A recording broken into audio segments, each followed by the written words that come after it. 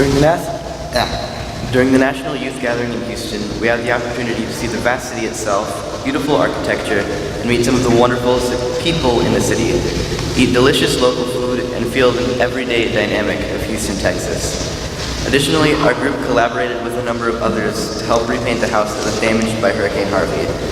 You likely can't tell while I'm standing in the pulpit, but the pants that I'm wearing have paint smudges to prove it. We also got to participate in huge mass gatherings with 30,000 others. During these, we sang, listened to music, had guest speakers talk about their messages. That God's call, love, grace, and hope changes everything. These are just a few of many memorable experiences that we had on our trip.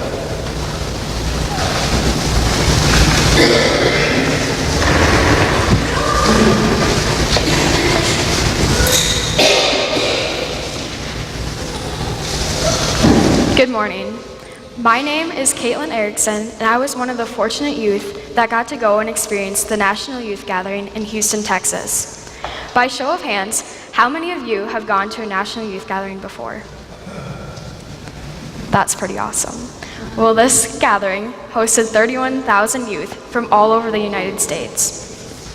This was my first time going to a gathering, and I have never seen something so breathtaking and wonderful as the sight of that many kids just like me celebrating God's calling and love with one another.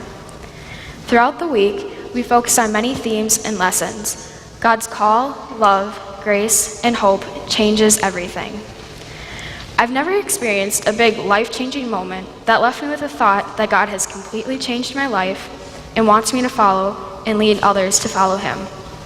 However, I now know that my life-changing experience was God calling me to participate at this gathering. God calls us to do the things that may feel awkward and that go against which may be popular, but these things will lead us to a life filled with compassion and happiness. Savannah Sullivan, ELCA Director of Young Adult Programs, told us of a conversation she and her father had when she was getting ready to go on a mission trip to another country. Savannah had suffered from an illness at that time that might have killed her if she chose to partake on this trip. Her dad asked her this question: "Are you ready to die for this?"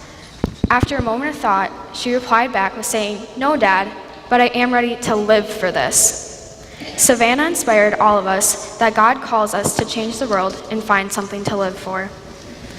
While on the trip, God's love was everywhere.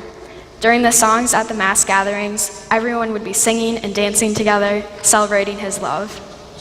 At our Synod Day, a day we spent bonding with everyone from the Southwest Minnesota Synod, we all joined together and swaying and singing the song Hallelujah. In that moment, the room was filled with God's love, which had all brought us together in Houston. Marlon Hall, a visual anthropologist, told us about his daughter Phoenix. Marlon and his wife had been planning for a daughter for 8 years. All of their hopes and expectations had been burned to ashes. But after many months of wishing and praying, even though it seemed impossible, they had a daughter. They named her Phoenix because she rose up from the ashes of their expectations, just like God's love does. God's love is never ending and can rise up from the ashes of the things that we have lost hope for and can no longer believe. Another thing I learned is that God's grace is a gift. Honestly, before this trip, I was not exactly sure what grace meant or was. You hear it all the time in church, but I still didn't know what the true meaning of what God's grace can do. Was it the same as God's love? Is it for everyone? God's grace is him forgiving us for our mistakes, even if we are broken and filled with doubts. For all the negatives that we can come across in life, there's grace for that. Grace is for everyone to have because everyone was created in God's own image. It is what helps us join together because we all have some kind of struggle, and grace turns that struggle into joy. On our service learning day, we got to meet and visit with a really sweet lady, Mrs. Green, and her great-grandson, PJ. Mrs. Green was one of the many people who were affected by Hurricane Harvey. Our group was assigned to work day one of a 3-day project to prime, paint, reside, and fix up her house. From the second we stepped off our bus at her house, she was smiling and overjoyed to see all of us there helping her out.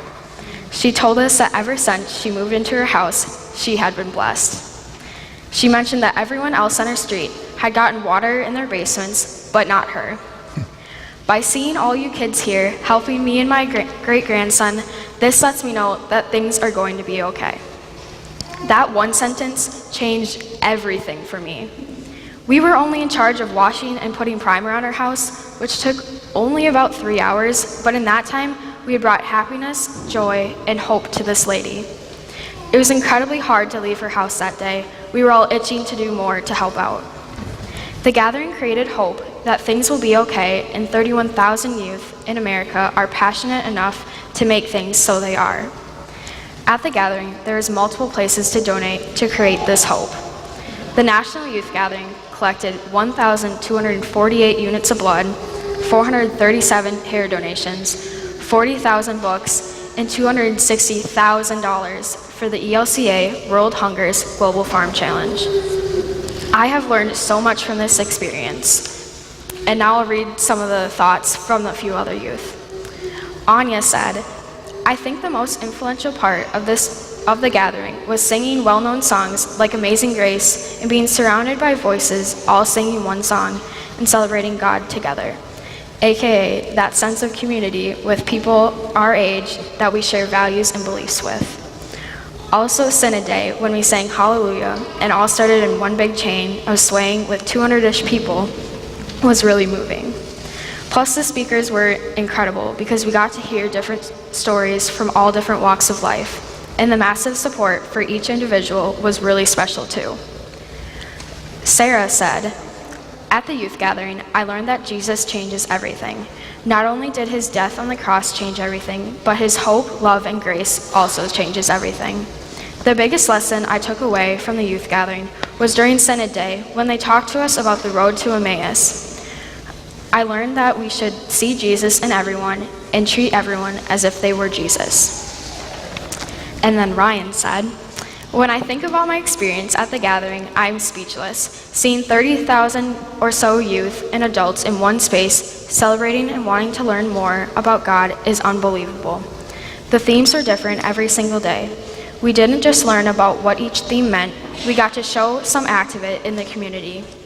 The speakers were very inspirational, and it changed the way I looked at the world. The music was really cool, and I liked it a lot. The thing I took out of this whole trip is I want to make a difference in the world. I want to show others that there's good in the world." We would like to thank everyone who supported us with our fundraisers and praying for us. Remember to mark your calendars for the next gathering in 2021 in Minneapolis. God really does change everything.